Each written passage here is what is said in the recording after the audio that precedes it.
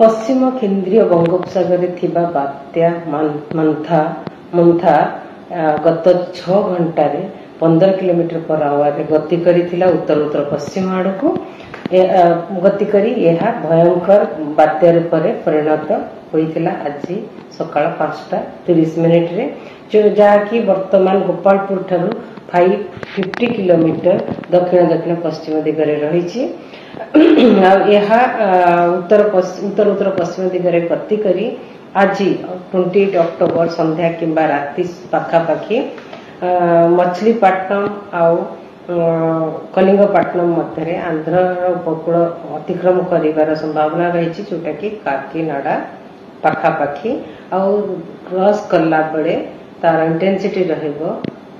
Severe cyclonic storm किंबा भयंकर बात्या आउ सेते बेले क्रॉस कला बेले विंड स्पीड रहिबो 90 to 100 kilometre per hour gusting to 110 kilometre per hour और जमती आम फोरकास्ट देइथलु रेड कलर वार्निंग जारी करिछु गंजाम गजपति रायगढ़ कोरापुट मालकानगिरी नवरंगपुर कलाहांडी जिले में से रेड कलर वार्निंग जारी रही काली का फोरकास्ट जमती वर्षा रहिबो लोक मानकु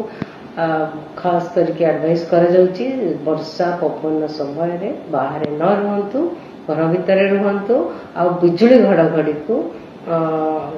बिजुली घड़घड़ी समय रे मध्य बाहर न रहंतु सुरक्षित जगह रे रहंतु।